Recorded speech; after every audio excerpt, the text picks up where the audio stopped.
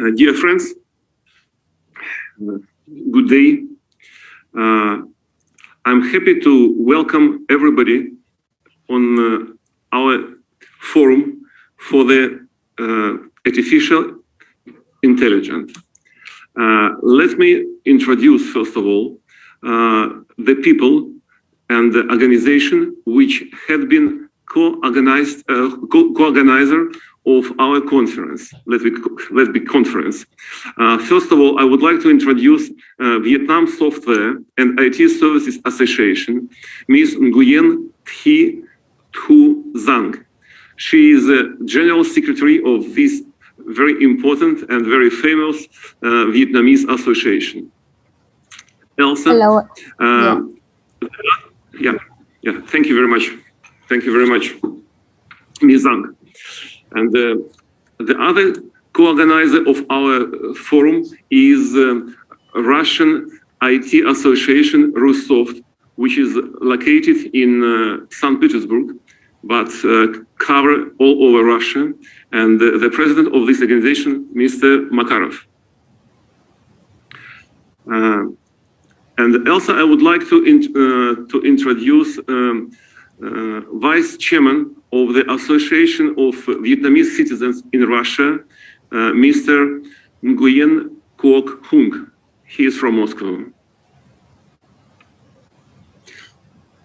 Also, we are glad to see all of you. And here in our hall, I see Vietnamese students which study in St. Petersburg, and they're from National Research Information and Technology Mechanical Optical University, and from Polytechnical University in St. Petersburg. And of course, we are very happy to welcome Hanoi University of Science and Technology. They represented here by International Research Center of AI, and many other Vietnamese companies and institutes. Just now I see that some of you sent me some memo to introduce some of important guests. So much, I'm very much sorry about a little bit shortage of time. So if possible, we just continue our forum. I'm from the Committee for External Relationship of St. Petersburg, Vice Chairman. My name is Kalganov, and I would like to give you a few minutes just like introduction.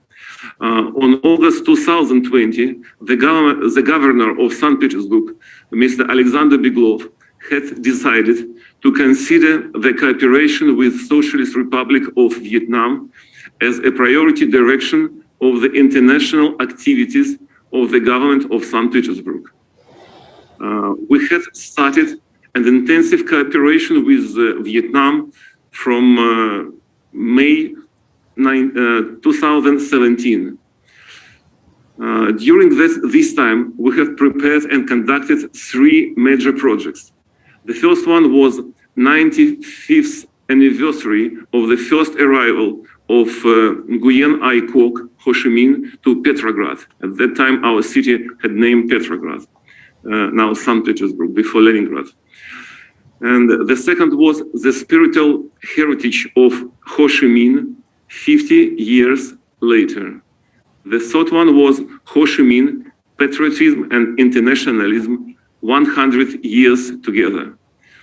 Each of them had included dozens of cultural and business events. Moreover, about the all top leaders of Vietnam have visited the governor of St. Petersburg, including the members of Politburo, about eight persons, and more than 20 persons of from Central Committee of CPV. Now we're implementing the 4th project, 2 centuries of friendship, 2 decades of strategical partnership, dedicated to the 20th anniversary of Declaration of Strategical Partnership between our 2 countries. Other major joint projects include the Russian-Vietnamese Youth Forums, the first of which was organized on the initiative of the Committee for the External Relationship of St. Petersburg. On October 2000, 21, the fourth youth forum will be held in Moscow and St. Petersburg in full-time format. The second, the third, and the fourth forums had reached the federal level in our country and central level in Vietnam.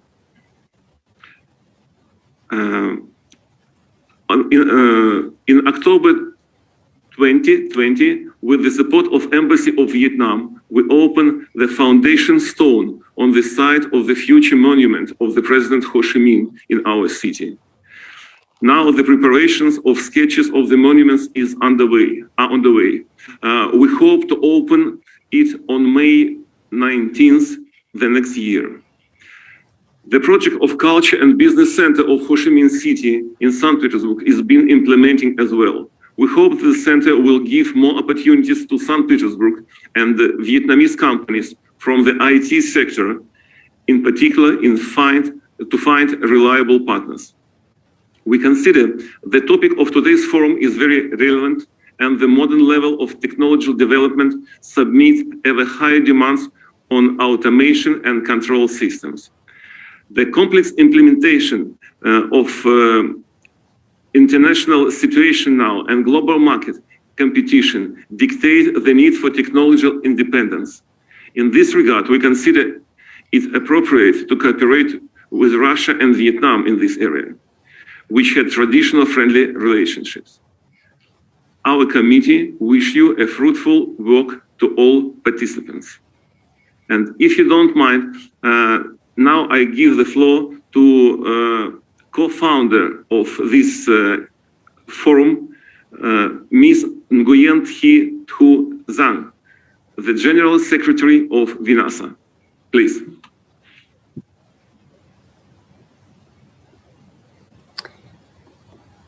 Good morning and good afternoon, everyone.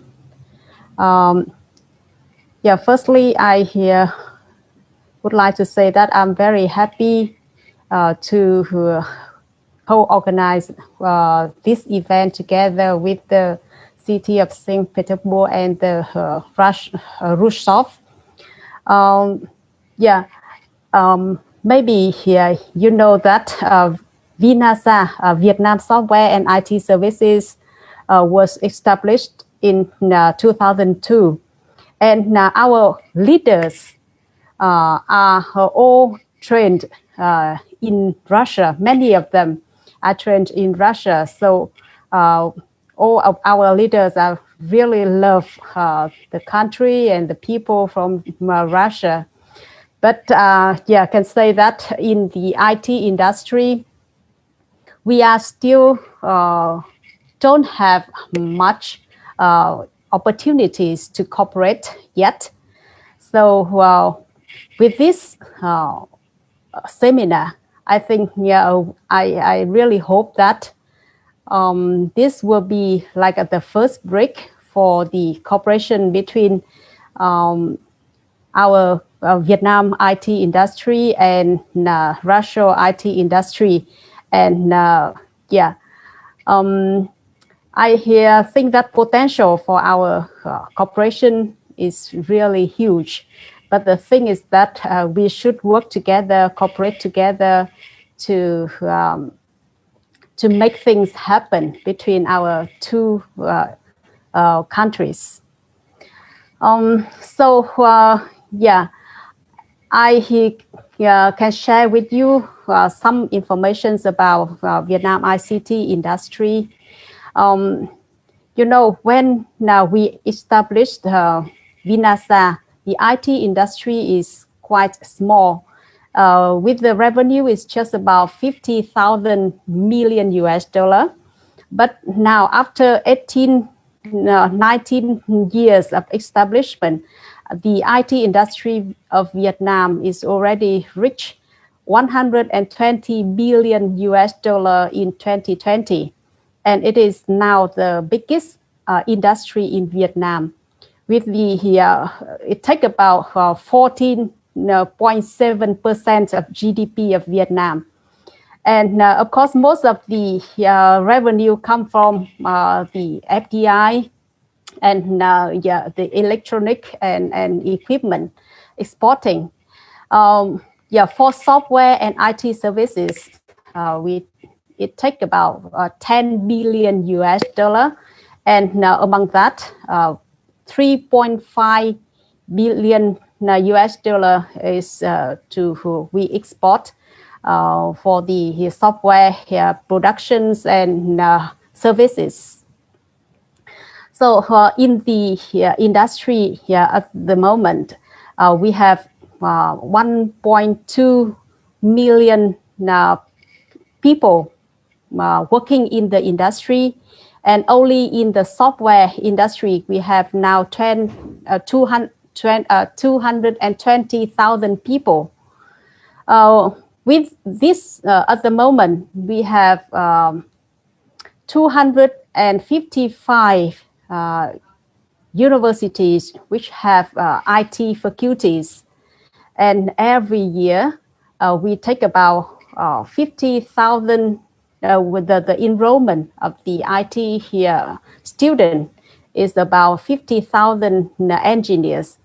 And as you may know that all the most elite student or pupils choose IT as their first priorities in the in their study. So that's why the quality of the human resource in Vietnam is now quite get high appreciation from other partners in other countries. Every year now, we have around 50,000 enrollment, and all the training courses that we are now focusing on is the new technology with kind of AI, IoT, or blockchain. And the government of Vietnam is already have good policies to allow private sector to involve in the training, IT training. So now in Vietnam, we have around some 10 private universities to train the IT and also other training courses also.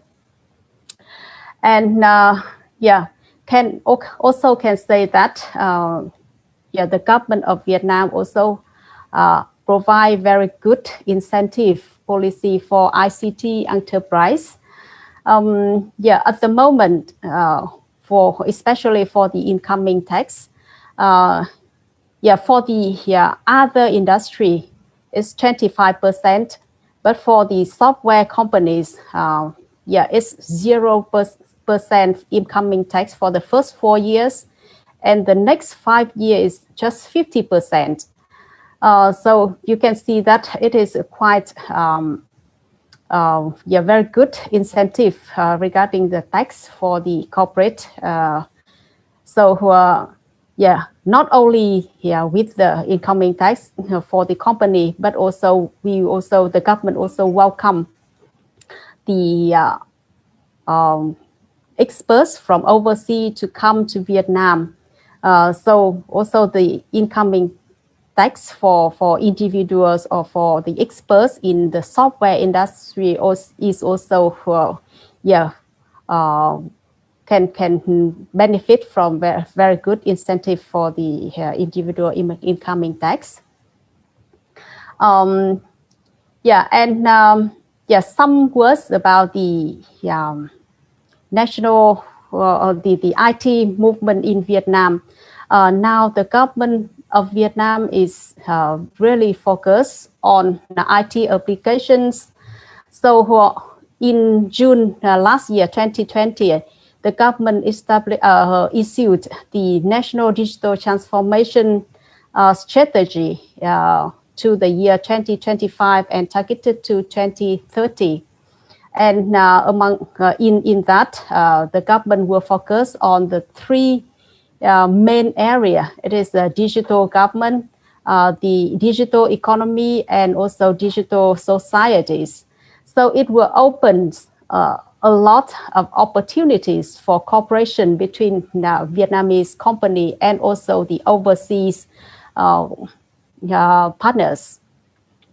So for the what we need at the moment, it is all the solutions or product or solution or services to the e-government, towards the digital government, and solutions for smart city or digital transformations, and also the new technology trainings like AI, IoT, blockchain.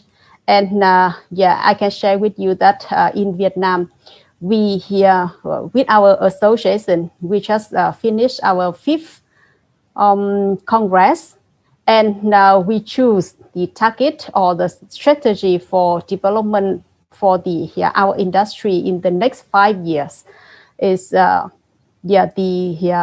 develop the ecosystem for IT applications in the priority industry. There are 8 priority industry in Vietnam that the government choose to push the digital transformation. The second one is to build the ICT platform for those industries. And the third one is to focus on AI. And the last one is for education.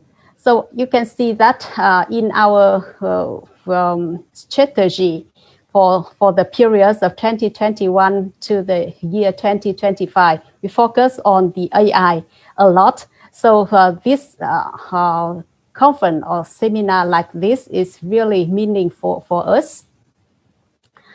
And so for some potential cooperation scope, I think that, as you can see here, that I mentioned that human resources are one of the advantage of Vietnam. And now we have a good and quite a big number of human resource in the software industry comparing with other countries in the region. So we can work together with you, develop the software or solutions or services together using the human resource, the good and talented human resource in Vietnam. And also, we cooperate in the new technology area like AI. Later you can hear 2 presentations from Vietnam companies. They will present what they can do, and I think that they will be like you will see some interesting and something to cooperate with.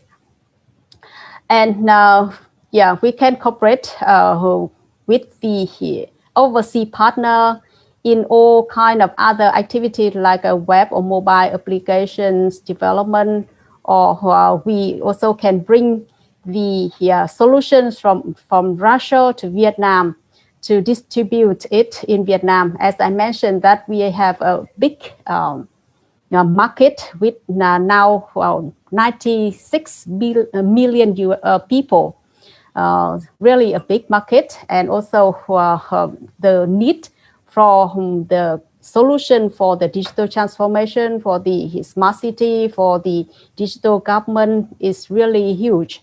So we are really open for those to bring the products from Russia to Vietnam. And also the last one will be the corporate in R&D. I think that Russia is very strong in R&D in the high technology. I think AI is also in one, and we can work together using the in R&D, maybe do research in Russia and develop in Vietnam, or maybe can work together. So that is some areas that we think that Vietnam companies and Russia company can work together to cooperate in the ICT industry. Just some information from me like that. Thank you very much. Thank you very much. Thank you very much, Ms. Zhang, for the wide picture you had described for IT technology in Vietnam. And I see that now about 50 50 persons, 50 not persons, but 50 companies watch us, and I hope that later, when we put the recording of this forum or seminar, like you told, we had a lot, much more participants. And now let we start the second part of our meeting, priorities of the Russian-Vietnamese cooperation in the field of informational technologies and digital transformation. And if you don't mind, I would ask Mr. Andrei Bezrukov, the president of Technological Sovereignty Export Association of Russia, to give his speech. And I would like just to remind that this association also helped a lot with preparation of this forum, and we thank this association very much. Mr. Andrei Bezrukov, could you please continue? Thank you very much. First of all, my warm greetings to our Vietnamese friends with whom we have very extensive country-to-country cooperation and friendship for a long, long time. And I would like to focus on some essentials which come from the situation we are all in. We are entering a new digital era. We going into new technological cycle, which will bring us a lot of wonderful, exciting projects, but it also comes with challenges. And one of those challenges is the fact that IT industry is becoming more and more, how would I say, challenging in terms of international relationships.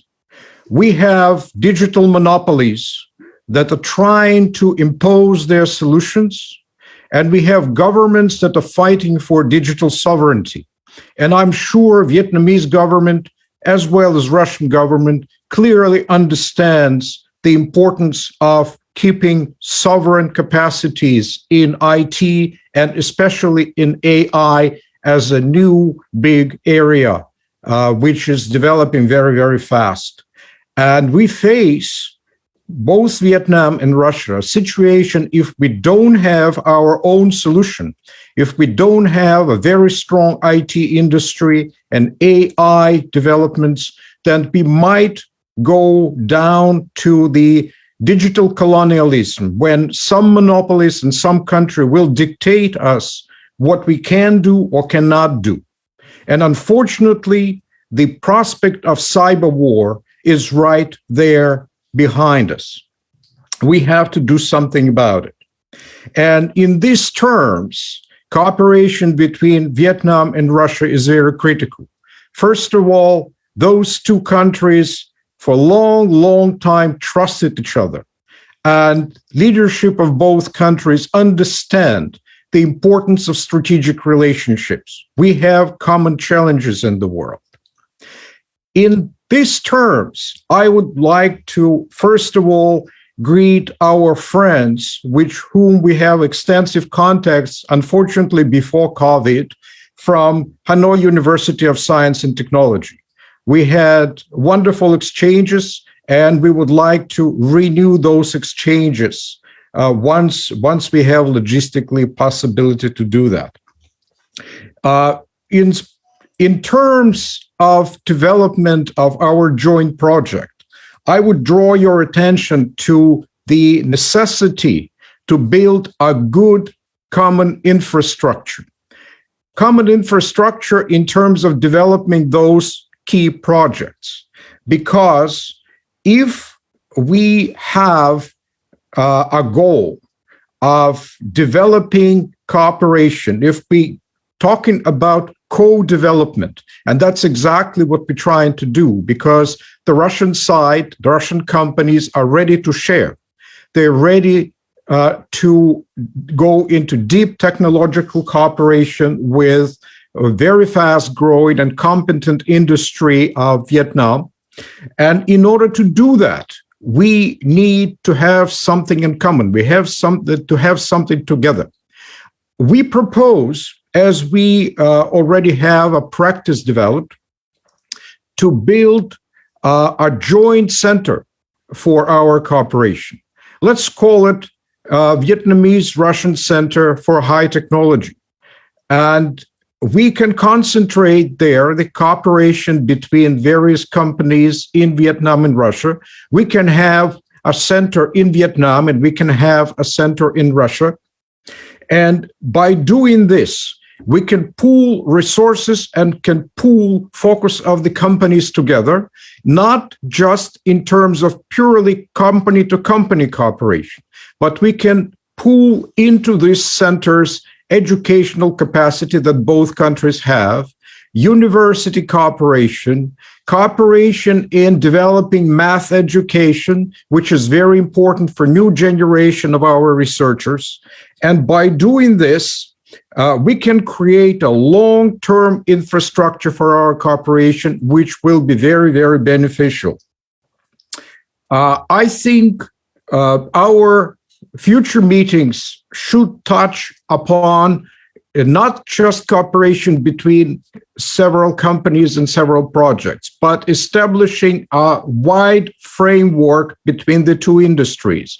Because if we have this framework, both industries can become stronger, will become more independent, will become more competent. And I think from the government to government point of view, it will be much, much easier to work on those projects.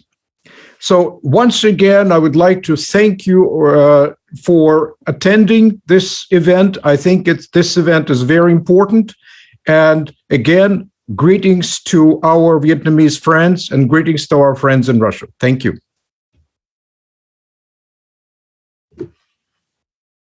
Thank you very much, Mr. Bezrukov. Thank you very much.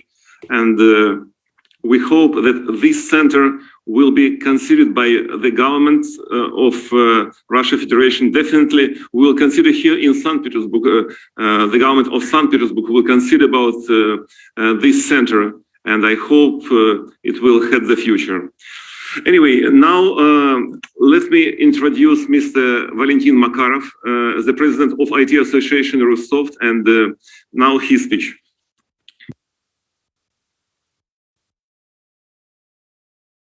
Yes, good morning. Good morning. Very nice to be here. Thanks organizers to invite Russoft to be one of organizers of this event. I will make short introduction of Russoft and what we are doing here and what is about our industry, our place in the global market, and then proposal for cooperation with Vietnam. Yes. Which one to make a change? Yes. Good. I will do place here, okay? Вот можно здесь.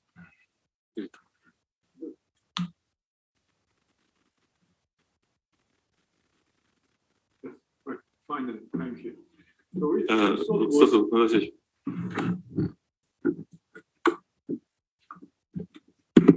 Russoft was created in 1999 here in St. Petersburg by 10 companies. Now we have 223 companies making both outsourcing service providers and making their own software.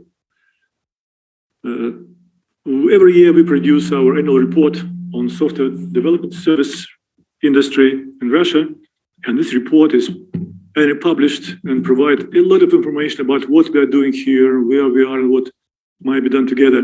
We have agreements with Chinasoft, biggest Chinese association of IT companies, with IndiaSoft or NASCOM, biggest association in India, also with Bitkom, biggest association in Germany, some American associations. So we are acknowledged as a Russian representative software industry in the world.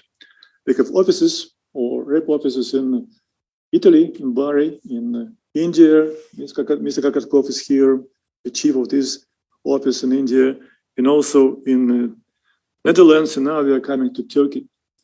will be very happy to participate in a project of creating this center in Vietnam. I personally was very pleased to see Vietnamese development when I was in Vietnam probably 10 years ago. It was already seen countries booming, is growing, very young population, motivated people, very good educational system. And also what is important, that you have so many people who used to be taught in Russia. And these years of cooperation of studentship in Russia are always kept in the memories and basement of cooperation, at least. As you know, probably Luxoft company in Russia. We have office in Vietnam, and this office is based on the people who used to be taught in Russian universities. Just several words about our achievements. You know, it is service outsourcing, service providing in software engineering. In the list of 100 best service providers in the world, we have 6 companies from Russia this year. Every year it changed from 5 to 8 companies from Russia are in the list of 100 best service providers. And we are third after United States and India in this listing by number of companies in this rating. As to our software vendors, we have only for last 5-6 years, we have a lot of companies coming into the Gartner Magic Quadrants.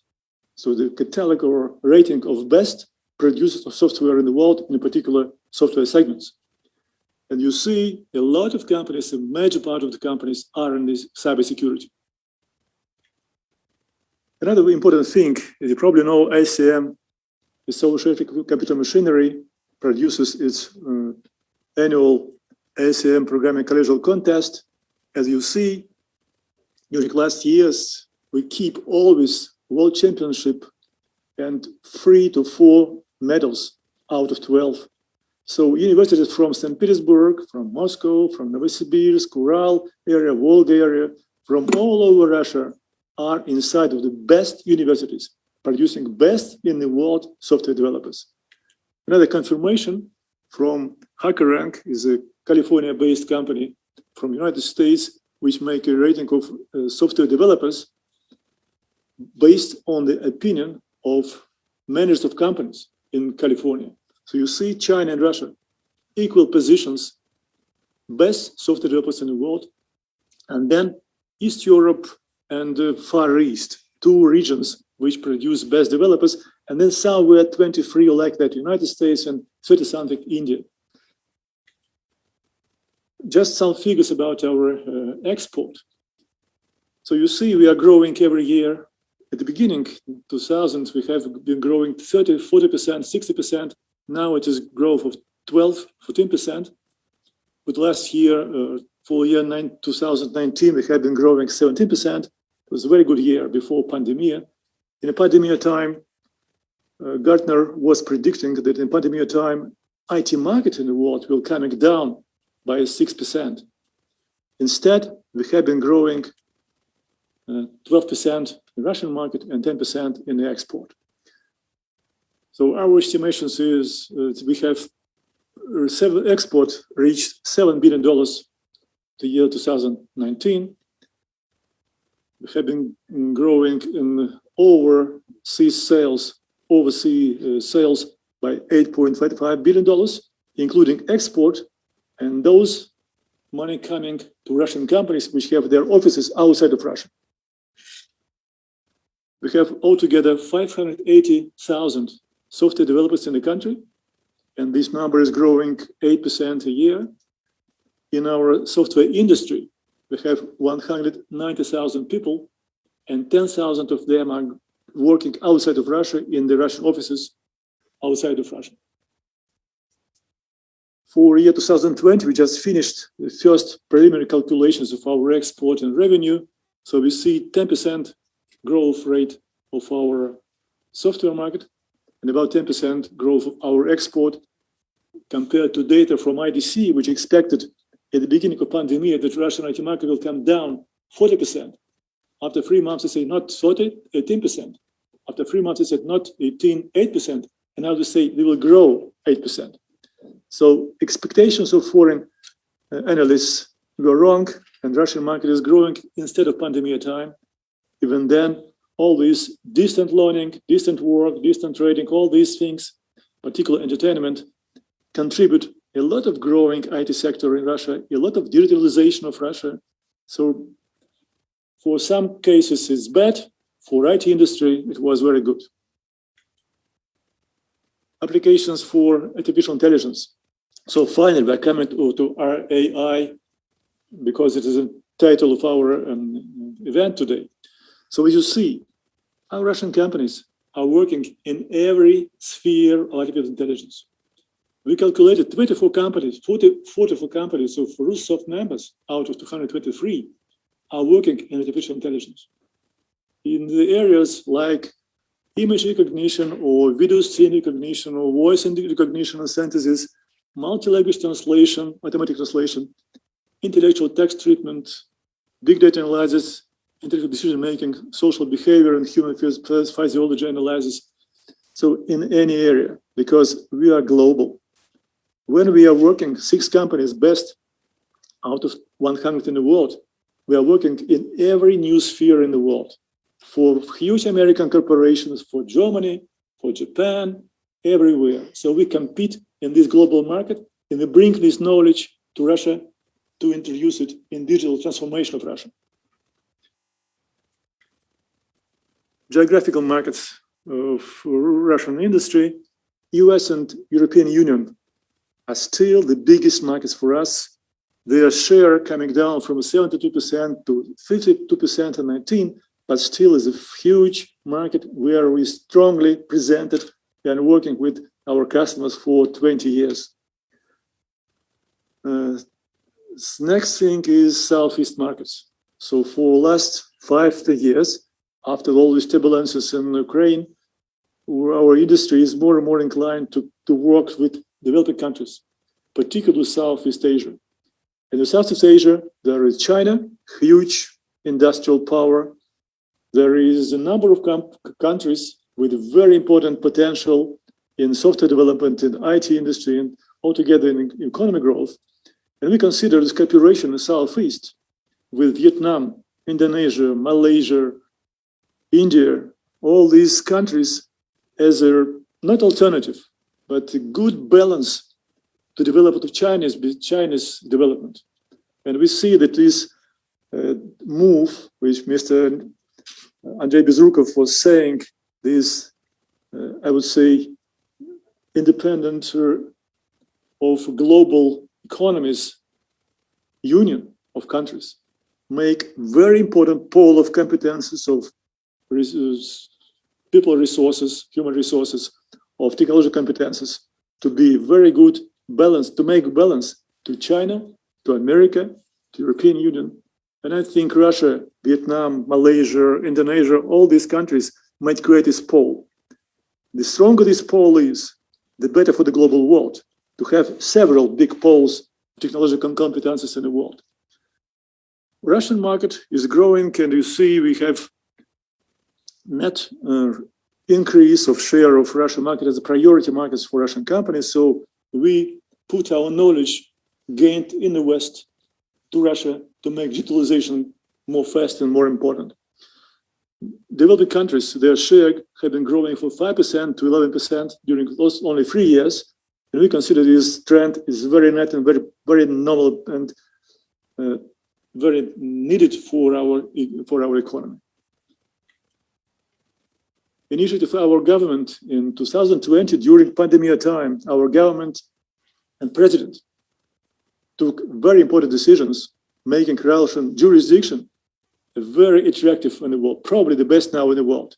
So we have social taxes coming down from 30% for all economy to 14% in software industry during last 12 years. And now these social tax coming down to 7.6%. Also, tax on profit came down from 20% to 3%. Also, there is introduction of VAT on software, on imported software, and no VAT on the local software produced by companies being Russian legal entities. Also, there is a lot of money dedicated to Russian fund of IT development, and this fund now is strongly supporting move for digital transformation and also for input substitution. Also, these big programs like National Technology Initiative for Digital Russia programs are being changed a lot to facilitate and accelerate digital transformation. And the important trend is to support and invest in big data, artificial intelligence, virtual reality, quantum technologies, neurotechnologies, telemedicine, robotics, and other cyber physical systems. Our proposal for cooperation. Evident proposal.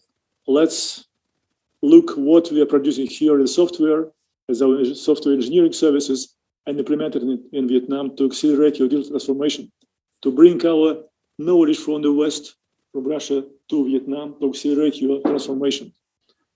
Next is involvement of Russian IT services companies and our software vendors in this transformation process in Vietnam, but also in global cooperative programs of creating new platforms. You know, now economic life is changing. We have a new technological setup. It needs new approaches and new platforms, not Microsoft and Intel, but new platforms based on quantum communications, quantum, for example, calculations. So we need to come to this new technological setup with new ideas. These ideas should be implemented in form of platforms. These platforms should be done not by private company, by Google. They should be constructed by free societies, by these independent societies based on free software. It is more faster, much faster. It is more reliable. It is open to everybody to create applications based on these platforms. So we are welcome to come together to make these platform development projects. And also important to make it coordinated move to create joint standards, not to depend on standards implemented by IT giants in the world, but to create together these new standards and implement them in Vietnam and Indonesia and Russia, in Kazakhstan, Uzbekistan, to make Eurasia prosper because of these joint standards, which will not bring money to those who produce it in America, but to those who produce it together on an equal basis.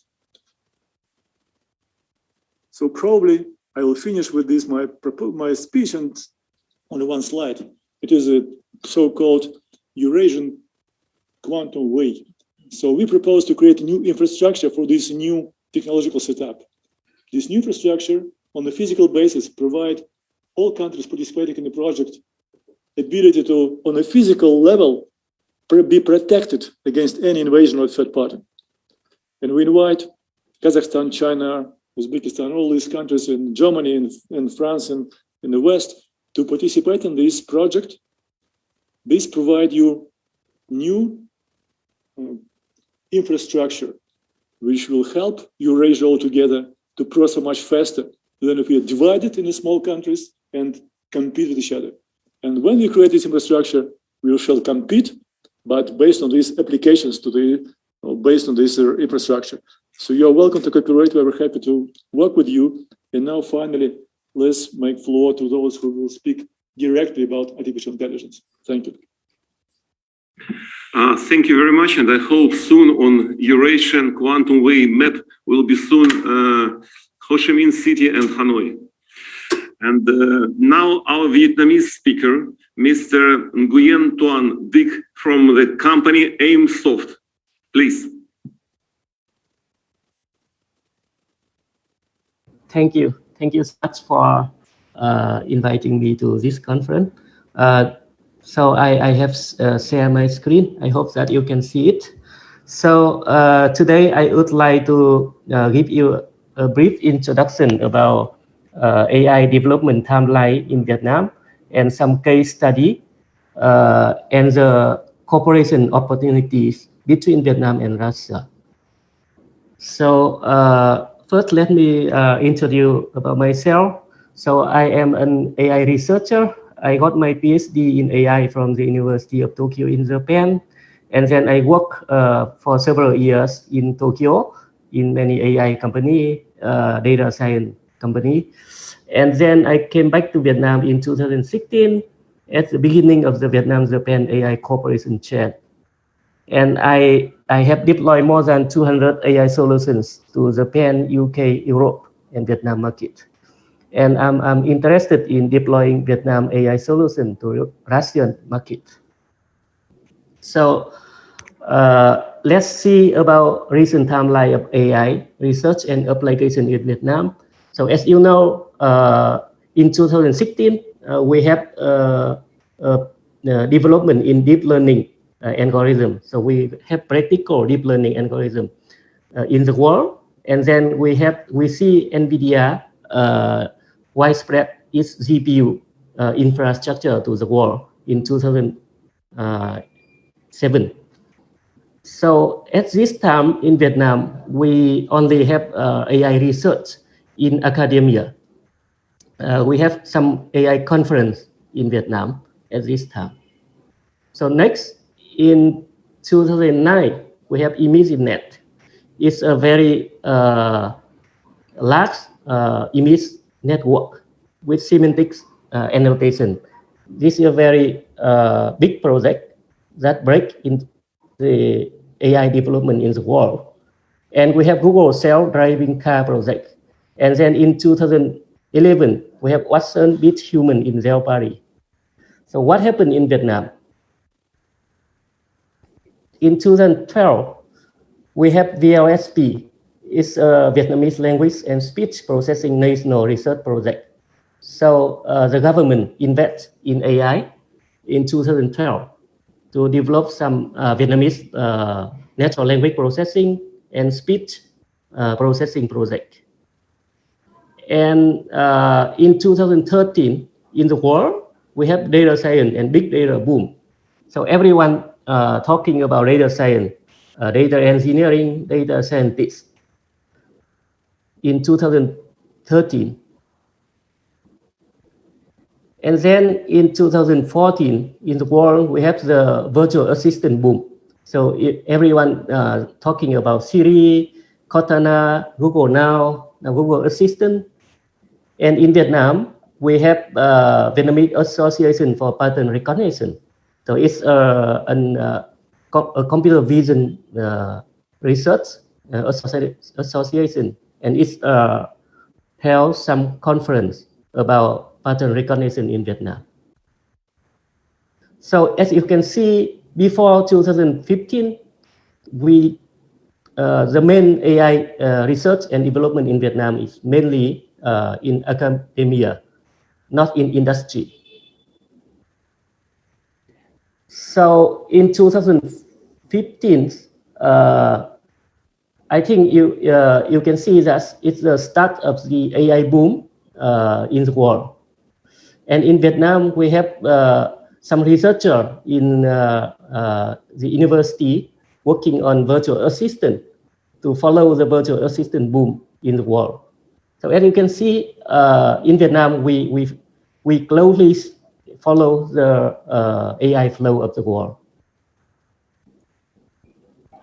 And then 2016, I think 2016 is a very big year for AI in Vietnam. You know, and also in the world, as you can see that in the world, we have AlphaGo. We have some researcher talking about AI dangerous, the warning about AI weapon and ethics. They begin to talk about ethics in AI. So in Vietnam, we have a first large-scale AI research center that is funded by an FDI. The company is called All. And also in 2016, we began to develop AI for Japanese market. And then in 2017, we have various Vietnamese chatbots to follow the trend about virtual assistant. We developed Vietnamese chatbot. We can see a chatbot boom in Vietnam in 2017. And in the world, OpenAI developed an AI that beats human in Dota 2 game. And so in 2018, we have a AI clone, AI book restaurant from Google, and in Vietnam, Vinasar, the organization Miss Trang, they organized a top 10 awards for industry 4.0 company. So I think this award have a very big impact for the AI and IoT application for industry in Vietnam. And then also in 2018, we have a big AI conference in Vietnam called AI for Life. We have many companies started the application of AI. And we have Vingroup, a very big company, domestic company in Vietnam. They invested in big data. They invest about 50 million US dollar to big data research.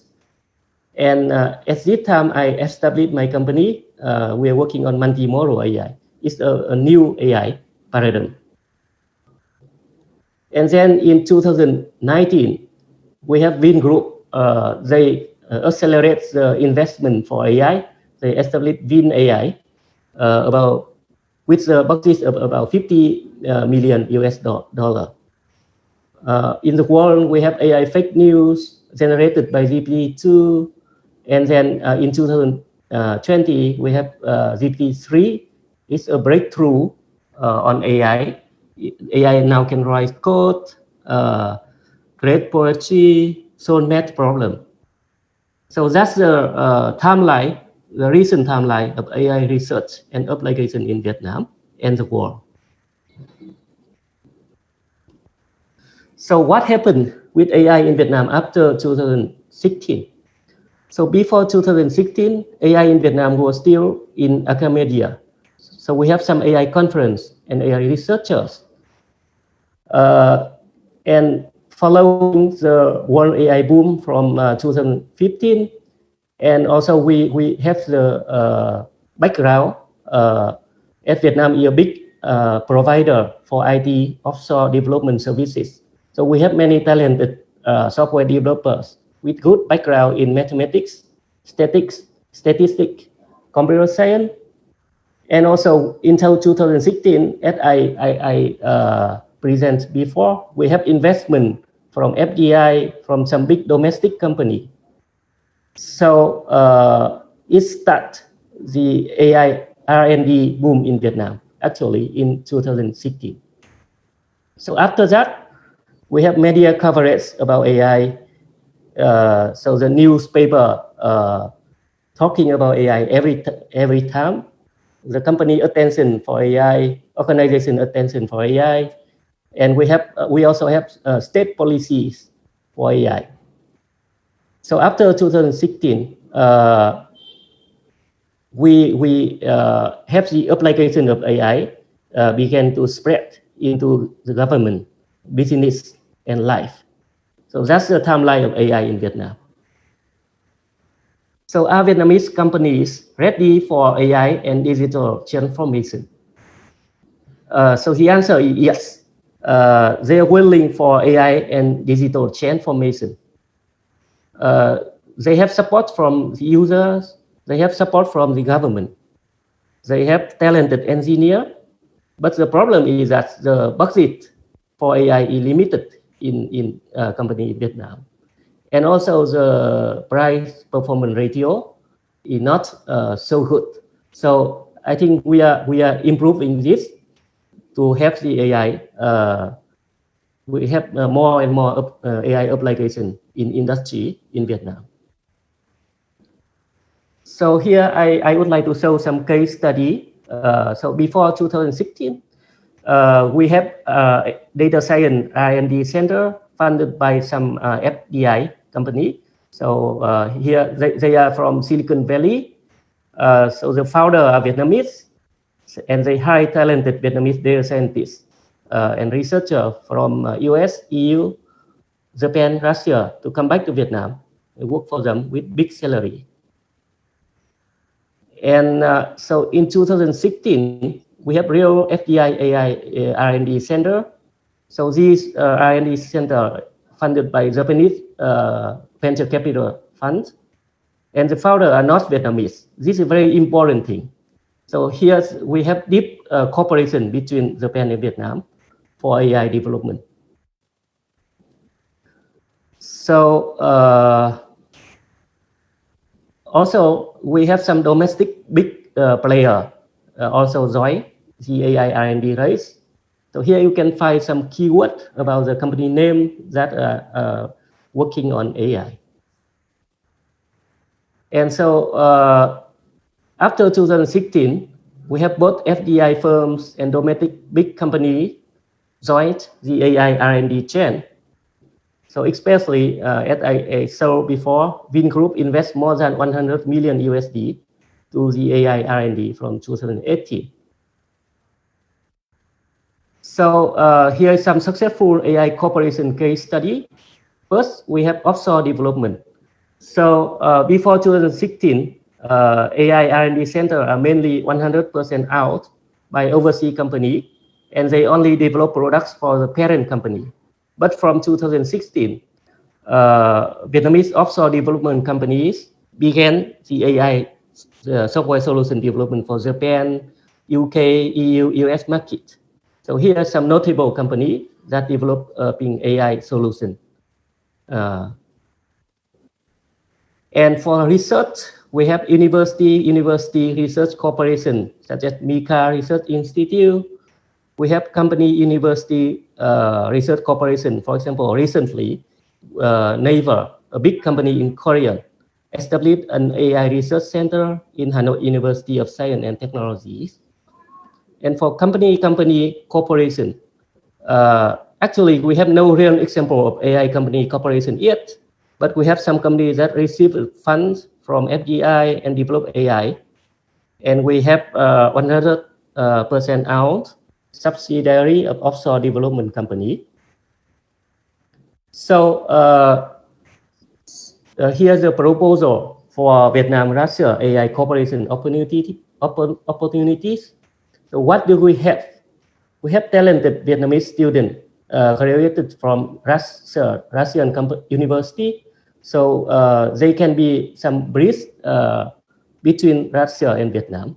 We also have successful Vietnamese businessmen from Russia and SNG countries. We have big tech companies who are invested by Russia venture capitalists like Coke. So I think we can cooperate in AI development in Vietnam for Russia market. So we also can localize the Russian AI products for Vietnamese market, like search engine product, Yandex, robotic RPA control system. And we also can ship Vietnamese AI product to Russian market. Like you know that in Vietnam, we have some very famous AI application for the world, like Elsa Speak, Got It. Here, I'm a receptionist, AI product from my company. So we have various other AI solutions for Russia. Yes, that's all. Thank you for listening.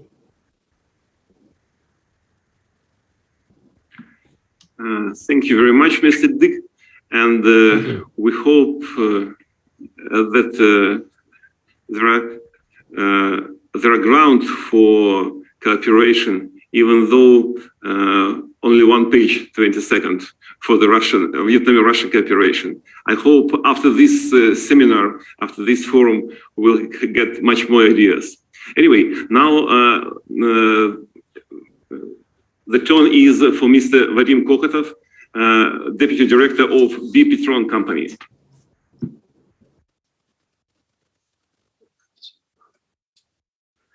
I have my presentation, please.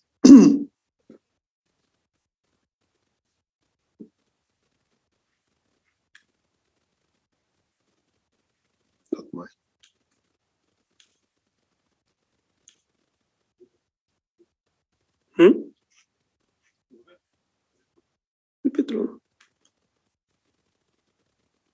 That's what.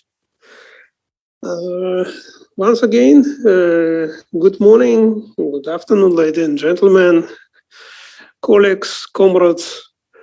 I would like to attract your attention that in order to talk about artificial intelligence, we have to think about building the trusted environment for our software application. Because if we don't apply for trusted environments, so how we can trust to results we achieve with our solution. Just one slide about Bipitron. It's R&D and manufacturing company. It's a member of Russian government National Champion Program. I would like to stress your attention that Russia is very good, not only with software developers, but don't forget about hardware platform available in Russia, because most of international customer consider US or Chinese platforms, but Russia have to have own IT independence and invested quite huge resources to build the localized IT platforms, talking about ICT, telecom equipment, different kind of data center, supercomputer, communication equipment, satellite communication equipment. That equipment is really developed and made in Russia and is available to consider for our cooperation. This is an important message. And Bipitron is also representative of Russoft Association in India, and we have the same agenda for Indian market. We have to share, we can share our cooperation with India, experience and achievements, and even not only achievements, but stories, not successful stories as well. So we have bad experience here. We would like to base that kind of, deliver that kind of trusted ICT environment and build on that ICT environment our AI experience, face recognition, voice recognition, cybersecurity software, e-management, we can call it e-government, IoT, blockchain, including quantum blockchain application, marketplace. It's important based on our experience in Indian market, and manned drive and robotics application.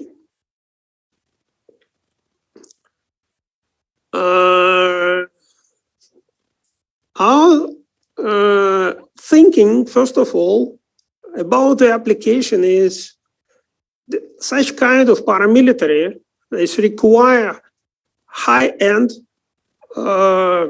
IT solution, first of all. Like port security, different kind of civil and industrial security application like airports, power plants, dams, bridges, and highways.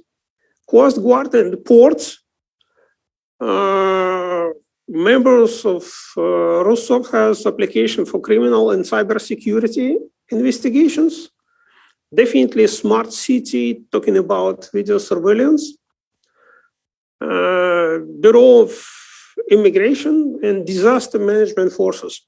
That's our, in our eyes, should be the major targets for our application, first of all. And we have a kind of business proposal model to build a win-win business approach to let both parties to benefit out of our cooperation. This is an important message that Russian companies have the technologies which is competitive to American and Chinese one.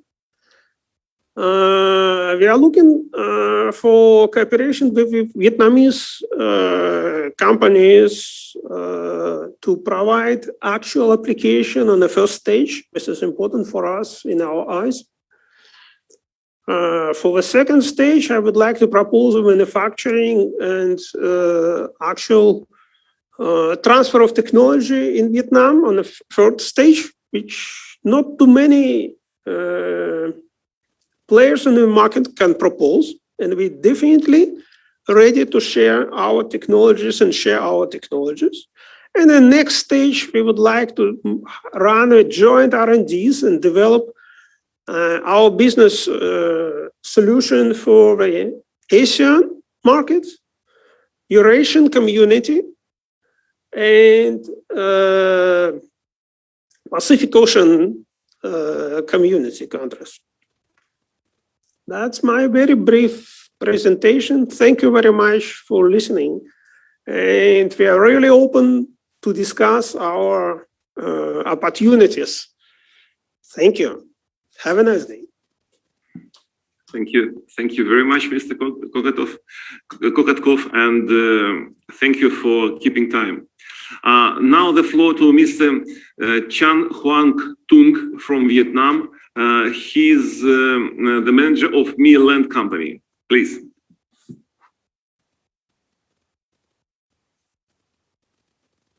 Good morning and good afternoon, ladies and gentlemen.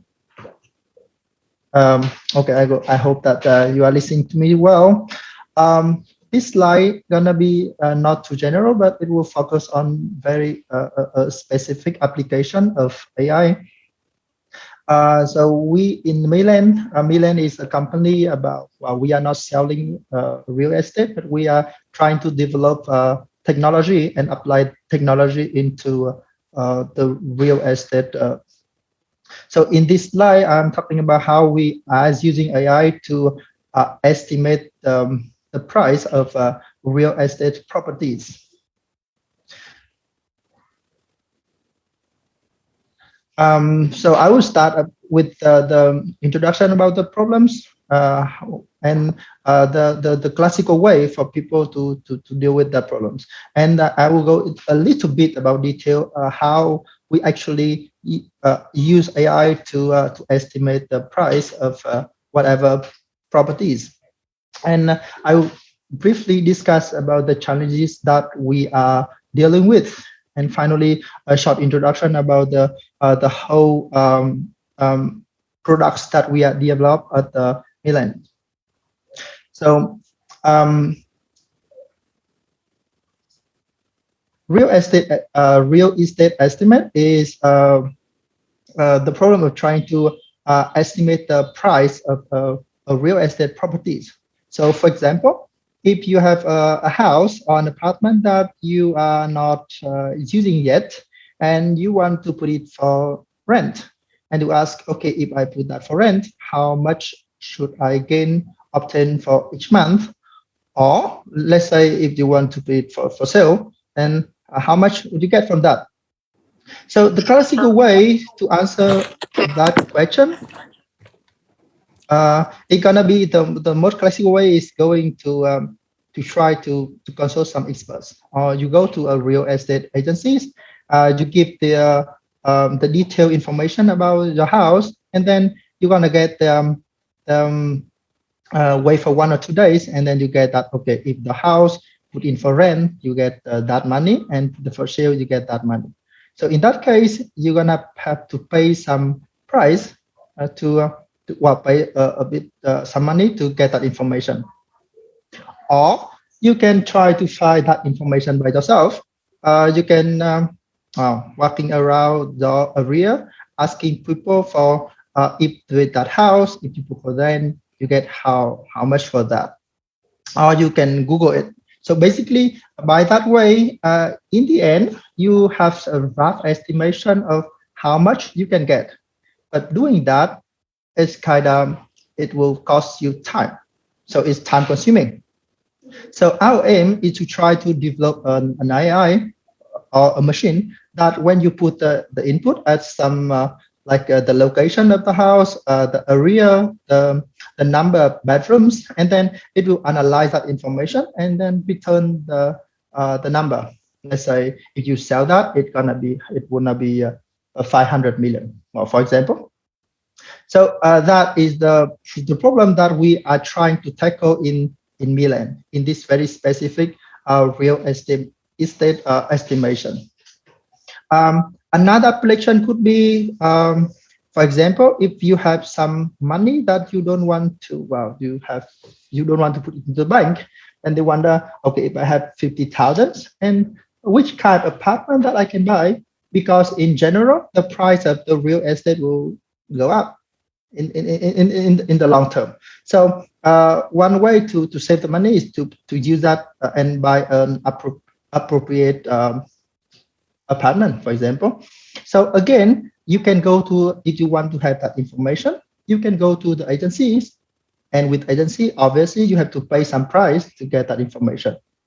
Or you can take a bike or a car and then go around and you look for the advertisement and you asking people for the apartment for sale and you negotiate. So again, in the end, it will either cost time or money to find the information.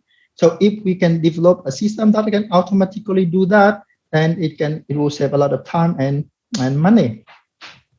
So in order to do that, in order to build a system that when you put some input, that it will return the price that for that properties, then the idea is that the assumption that we made is that similar house gonna have kind of similar price tags.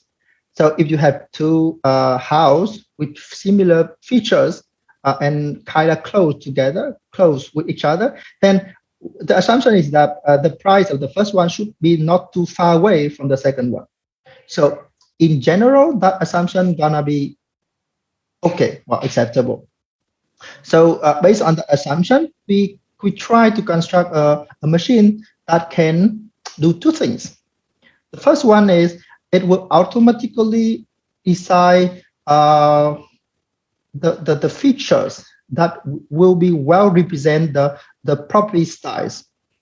For example, here in this diagram, we take an analysis of the data that we have based on, let's look at that figure. It is the relationship between the area and the price per meter square. So look at that. The downtrend is quite clear. It means if the apartment have really big, if the area is very big, then the price per meter square gonna be quite small, and vice versa. If the area is quite small, then the price per meter square gonna be large. So based on data, we know that, okay, if we want to estimate the price per meter square, then the area is a very important factor that we have to take into account. Yeah, I know that is common sense, but again, this data verify that common sense. More specifically, the machine can also do things like the number of bedrooms. For example, when we analyze the data, we see that the number of bedrooms is an important factor for determining the price of an apartment, but it has very small effect on pricing of a house. So if we want to evaluate the price of a house, then the number of bedroom is not an important factor. And vice versa with the house, then the gate direction, okay, the gate facing on the north or facing on the south will have really strong impact on the price of the house. So with AI, it can automatically select really good feature that appropriate for a certain property style. That's the first thing. And the second thing is that after determine good features, that it can automatically group similar property together. So let's say if you want to estimate the price of properties, to give the information like the location is in Hanoi, the area is 50 meters square, it has 4 floors, something like that. So the machine will try to find 100, let's say, similar properties around that area, and then it plots the histogram, and based on that histogram, then you can kind of have a really good estimation of the price for that kind of apartment, of a house. So this is the proposal that we are building right now with the system we are running to try to estimate the price of properties. And that being said, within AI, there are two very components. The most important component is the data and the model. With model, we have no problems. We can use neural network, very model. We can use random forest, classical one. It works really well. But then to be able to have a really good system, then the data and the system, the model must both be really, really good. In these very specific problems, we have the most challenges things are in the data, because the data is kind of noisy. It's missing a lot of information. For example, here I have a table with some feature that are important when we want to evaluate the price of a properties, like the location, the number of bedrooms, the street width, the width that go in front of the house, the street width is also important factor with the area and floor. So that are own favorite features. But then with the property A, we have a lot of feature, which is A is kind of easy to evaluate the price, to estimate the price. But for property B, well, it has only location, area and floor. Then with that one, it's like almost impossible to try to guess the price from that. So with our data, this happened a lot. So with that, we need to do interpolation. Well, we have to try to infer from somewhere, or we can ask. We have to come to the agencies. But in the end, the data is a huge problem here in our application. Also, this is a small map of Hanoi, Vietnam capital. And with Hanoi, we have a lot of information. We have many data here. But then if we go out of Hanoi for 50 kilometers, and then it's gonna be very rare properties here. So like the data is scratched through from here to there. So with the reason that are very few data, that's gonna be really hard to try to estimate that. And also we have many type of real estate. We have renting apartment, we have trading house, we have trading villa. Only we have roughly 40 type of real estate. So in which each type, they are totally different from each other. So we have to do each type a model to work well with that. So and in the future, actually, we are trying to also making use of the information from user. For example, if that property have missing information, then we can ask for user of MEEY Land. Let's say one user say that, okay, I'm living close to that building. So the user can provide more information about that property to MEEY Land. So we are trying to develop some other application to call for the information from user. And wow, so that a bit technical. And finally, there's a bit about MEEY Land and MEEY Group. We are a startup that trying to making use of the high technology, especially AI with artificial intelligence. And in the far future, we try to become let's say a Grab-like technology in real estate. That if you are a broker or a buyer or seller, and you will be connected really easily. You can pay if you have any money, you can use that to buy even a portion of the real estate. So in the far future, for now we are at the very first step of that long journey, but we are in the right track. And for now, we are developing in MEEY Groups many other products like MEEY CRM to manage the customer. We have MEEY Map, in which we have the exact location of each land. And then we have MEEY S to support for the advertisement of brokers. So that is my presentation. Jason, thank you for the attention.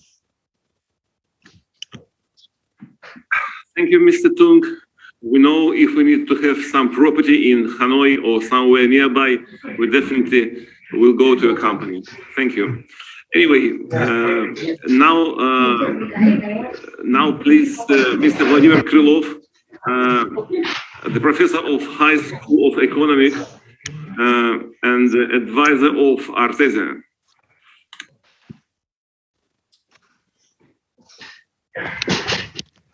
Xong rồi.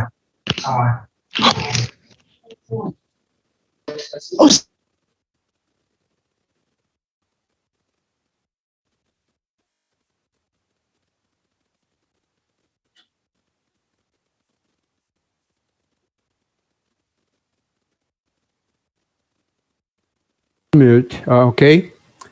Dear Chairman, dear distinguished participant of the forum, I would like to extend my thanks to the organizers for the opportunity to speak today.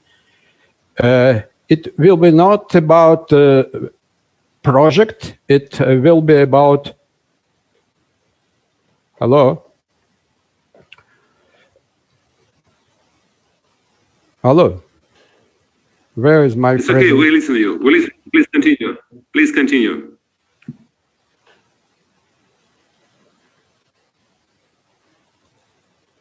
Okay. Do you see my presentation? Yes. Yes. Oh, thank you. Having worked in the field of information technology for over 30 years so far, I have repeatedly experienced transitions from one technological wave to another. Today, I would like to share my experience on how an IT service company can successfully navigate the challenges that emerge from the rising interest of the market to the alluring possibilities and uses of artificial intelligence technology development. So I represent Artesio. Artesio, the art of technology, is a company that has been on the international software development market since 2001, successfully and closely following the high-tech development trends, computing over 1,000 successful projects of varying architecture, programming technology, and user interfaces. In the last decade, our company faced a new challenge: the market interest in the use of artificial intelligence. There was a need to build a proper strategy for the company and its further implementation. Artesio's management board then decided to invite me to undertake this project. With my experience in multinational companies such as Microsoft, Intel Corporation, various startups, as well as many years of work in universities, and I tried to find the suitable entry path to, for our software development company in this grand sphere of human activity. And we plan to reach quite utilitarian goals, to use it in our current business and to avoid losing new sources of profit in this new competence. The main problem we face is that Artesio is not a product company, but rather a service company. It's a very specific situation for resolve this problem. The return of investment in overcoming the threshold of entry into new technology is almost impossible to assess. We don't release a new product to the market, but search for software development orders instead. The main cost of entry into new technology is the qualified and competent staff.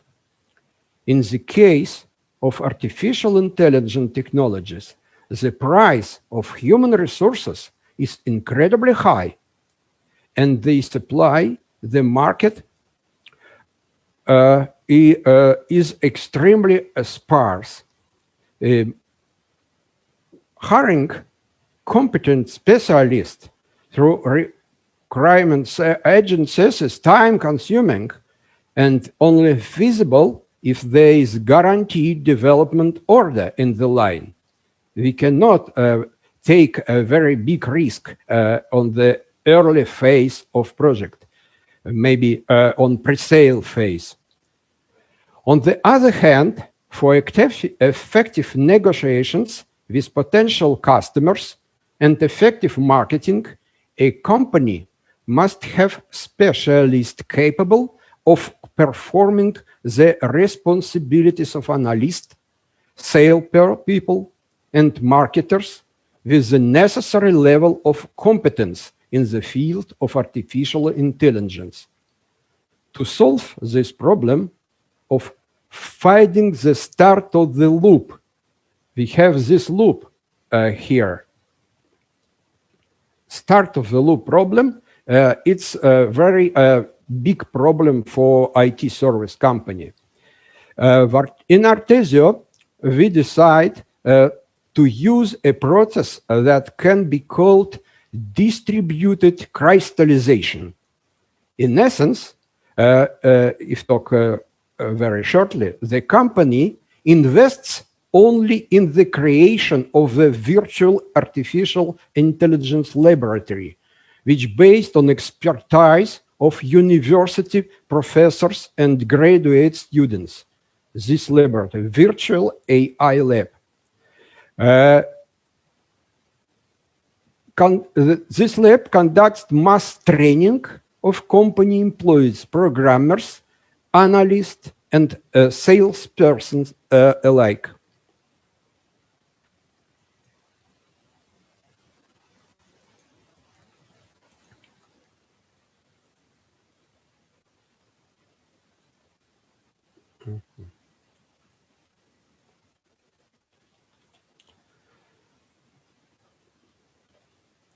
Employees who have taken part in training complete graduation projects in which they apply the knowledge gained to solve practical problems, including pre-sale problems, and become AI competence crystallization centers in their subdivisions, offices, and project groups.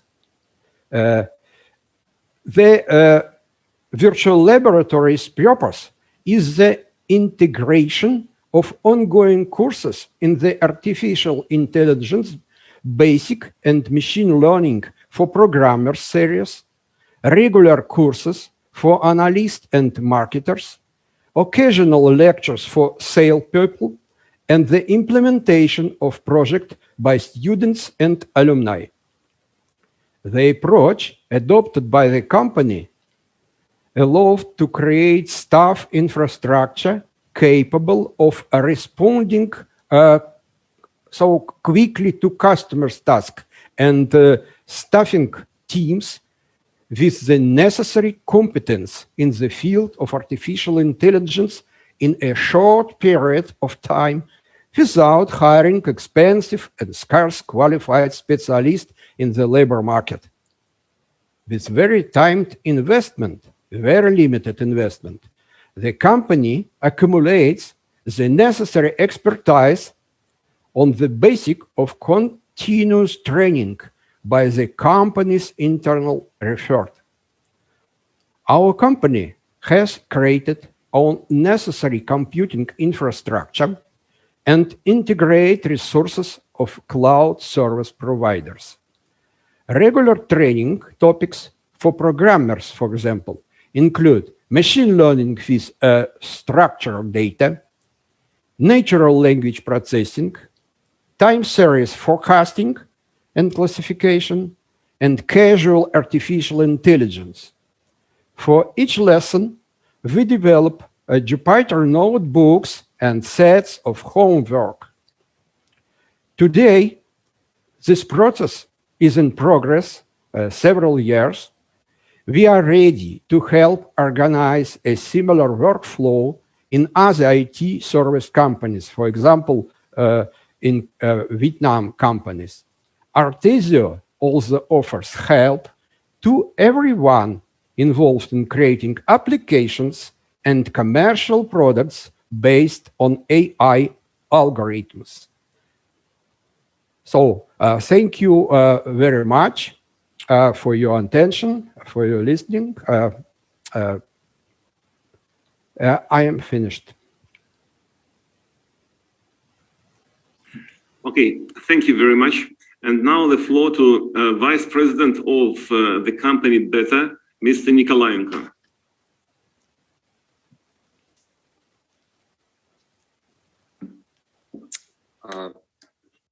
Dear friends, dear partners, I'm very happy to see you all on this conference, and I would like to tell you about the organized instruments in effective interaction for the smart city development. First, let me tell you about our company. The Beta company is a technology partner in the field of computer vision, machine learning, and industrial Internet of Things. The company expertise covers the intelligent vehicle movement control systems, AI-based passenger traffic counting, computer vision and water treatment, and video surveillance systems for city safe and barrier-free mobility solutions. What we do? We offer our customers both ready-made solutions and the development of industrial systems that can solve problems in the field of video analytics aimed in the customer defining patterns of behavior or violation. The company products are solutions helping companies to achieve the specific planning financial goals by increasing productivity, minimizing the impact of human factors, and improving the safety of technological process and reducing operational costs. In 2020, we headed the Rusoft Smart City Committee, where we aggregate the best practices for digitalization of the cities. Together with the Rusoft members, we invite our Vietnam friends and partners to utilize our expertise and increase the safety, efficiency, and economical viability of the cities. The global economical and infrastructure challenges clearly revelated that those in the charge of city transformation should revise their approach. Oh, let me show the presentation, sorry. To approach the urban development, accelerate the implementation of digital initiatives, and overcome existing barriers between government and innovation providers. The strategic goal of the committee is to connect technologies with the best practices and offer customized solutions that meet citizens' needs regardless of their city regions.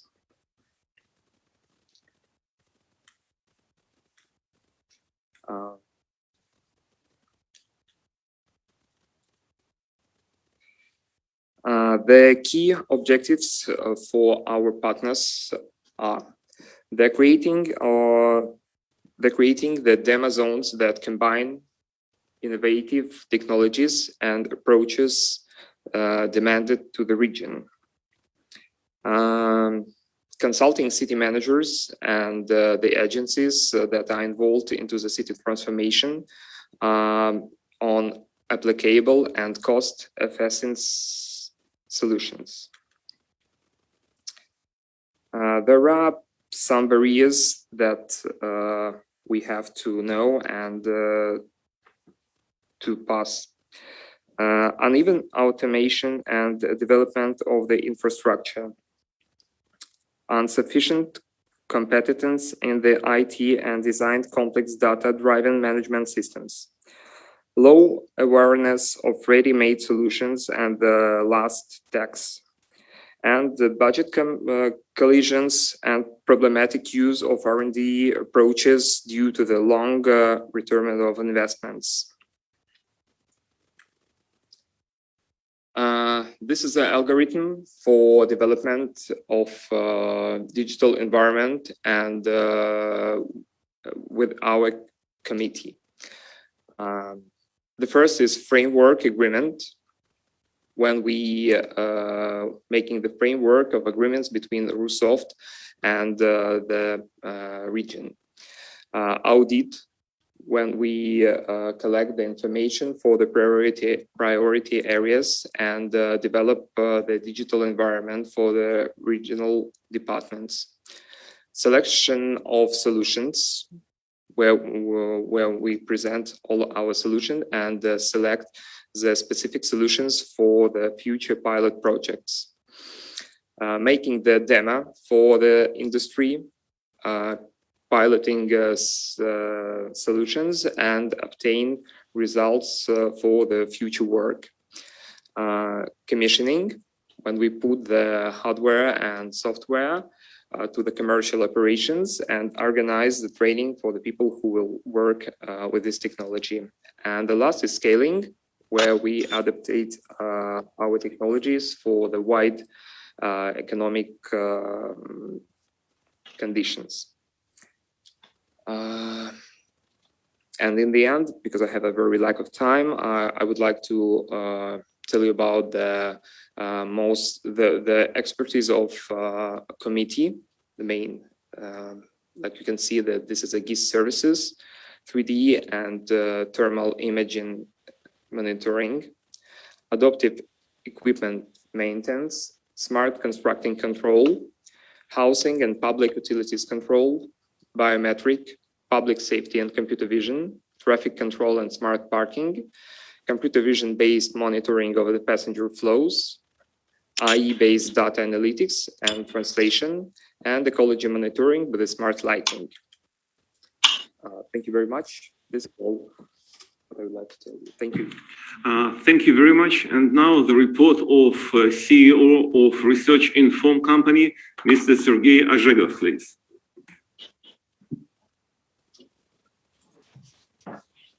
Hello, colleagues. Good afternoon. Let me start with the presentation. Hold on a second.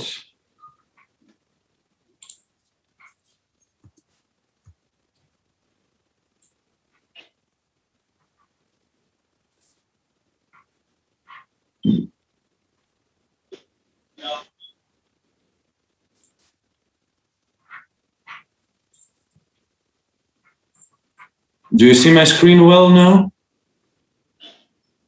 Yes. Yes, please start. Yeah, my name is Sergey. I'm the CEO of the Research Inform company. We are information security development company, so we're in the market for more than 25 years. And my presentation will not be about AI or our technologies to prevent data leakages. My presentation is the project, which is non-commercial, which I'm driving right now in Russia, and I guess you might be interested in listening to it. So for more than 3 years, we do our international sales around the world, mostly in Asia, Latin America, and Africa. This is how I came to that idea of the, we call it right now IT University, but it was originally started from, if you ever heard soft power definition in the diplomacy, that's the same idea, but for the IT sector. Traveling and visiting customers all around the world, I see sometimes a huge lack of education in the countries and in the companies we're dealing with. So this is how I came to the idea that it would be nice to have some sort of university here in Russia, which will include not just 1 or 2 vendors, which will include the maximum number of vendors, of the Russian vendors, which developing their product and which are dreaming to go abroad with it. So the idea of that university is that every particular vendor generates or organize 1, 2, 3, 4, whatever he feels right, number of educational programs, which can go either online or offline. So the idea is that that university is not focused on the real students. It focuses on people who already have their position in the companies, who already have the position related to IT in their current companies or in the government companies, and which feel the lack of knowledges at some particular area.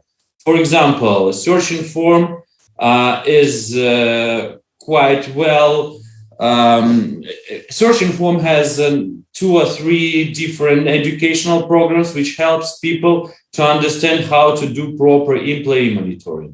Kaspersky has knowledges how to prevent viruses and other malware on the computers.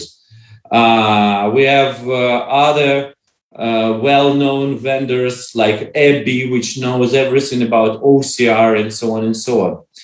So the idea of the university is that the vendors basically held their online or offline courses and gives to the students, which are not really a student, which are currently working people in IT, gives them practical knowledges, gives them ideas how to solve that or that problem. Thus, people after graduating that courses came back to their companies, come back to their office, and this is how they know how to solve the problem, and they saw the particular tools from Russian vendors which they can use.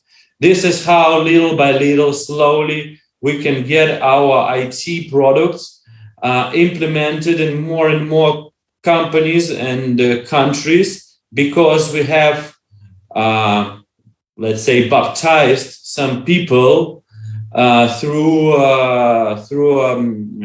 education. So the target is for that project is people who already work in the companies and feel lack of education, IT specialists, CIO, CISO, and so on and so on. So right now, as I said, we do this in the Russian market. We do have our training center, and we do that work for already like 5 or 7 years, and we see that, you know, it helps our company to expand number of clients through that education. So I strongly believe that and right now we're working on it, we can collaborate Russian vendors, and we will be welcome to educate our Vietnamese partners, Vietnamese colleagues, to give them best knowledges we have. So that's a little bit about that idea. I'm currently in the process of negotiation with Russian Institute of IT Expert Support. So shortly, I guess within this year, we will finalize that project, and we'll be happy to invite you to join it either offline or online. Right now, if you want to participate in that project, you can contact me directly. Later, you'll see my contact details. If you are interested in getting right now to some education programs we have, so you are please welcome to visit our website to see what educational programs we have. We can now handle it on Russian, English, and Spanish language. So yeah, this is the list of the courses we have right now. So it's all related to data leakage prevention, employee monitoring, and risk management. This is what we are professional in. So yeah. Everybody welcomes to send me an email or call me and we can discuss if you want to participate as a vendor or if you want to participate as a potential students. Feel free to contact me and I'll update you on the current stage of the project. Thus, thank you very much, colleagues. I'm done. So if you have any question, feel free to ask. Thank you very much. Thank you, Mr. Zhegov. And before I give the final word to summarize the conference to the president of Russoft, Mr. Makarov, I would like to say a few words. First of all, I would like to thank Mr. Pham Kuan Minh from TIN1 Group and Vice Chairman of Association of Vietnamese Citizens in Russia, Mr. Hung, for outstanding support for this conference. And once more, thank you very much, the Komsomol organization of Ho Chi Minh in St. Petersburg for support us. And I would like to congratulate our Vietnamese friends and colleagues with the 46th anniversary of National Reunification Day, and wish you all the best. Mr. Makarov, please. Yes, thank you. So you see, this conference is not a marketplace for pushing, selling our products from Russia to Vietnam or Vietnam to Russia. It's more about organization of a kind of infrastructure for training, for learning better for each other, for making representation offices of Russian software companies in Vietnam, Vietnamese companies in Russia. So it's a prolongation of what Mr. Bezrukov was saying, to create infrastructural points of contacts of communication with Russia and Vietnam. Obviously, both countries have huge potential in IT, huge. What I have heard today from the president of your association, we have very similar numbers of people, very similar level of organization of educational work, and very similar desire to push forward these talented people to create businesses and to create welfare for their countries, for Russia and for Vietnam. We have rather similar interests, rather similar approaches. Practical technologies solutions will come very soon when we begin to work, to speak on the deals. But what is more important, in my view, is to understand. We have very, very close understanding on what we might do together, and a very close basic position from which we can start. So my dream is the St. Petersburg, which proclaimed Russian-Vietnamese cooperation as a key priority in the international cooperation, might be exactly the good political basement for making this practical closer cooperation in the educational field, then in the research development field, then in production field, manufacturing, technology transfer, and finally in selling our joint products and services, not only Russia, Vietnam, but worldwide, to gain this growing market of a new technological setup together. So I appeal to you, please use this moment. This moment comes once every 40 years, 50 years. So let's work together to catch the opportunity and to grow together.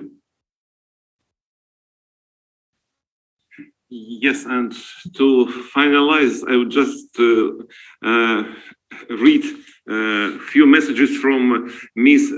Zhang, Vice President of Vinasa. She had to go because she had some very important meeting, but we typed, and she told, I think we should start first and things will be improved and we have more efforts. And finally, she mentioned, I have some more ideas for the cooperation.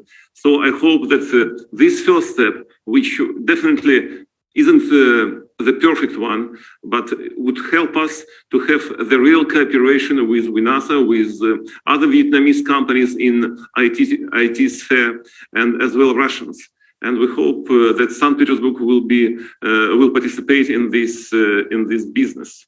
Thank you very much. Thank you very much for coming. Thank you for your time, and hope we will see once more. Goodbye. Thank you. Goodbye.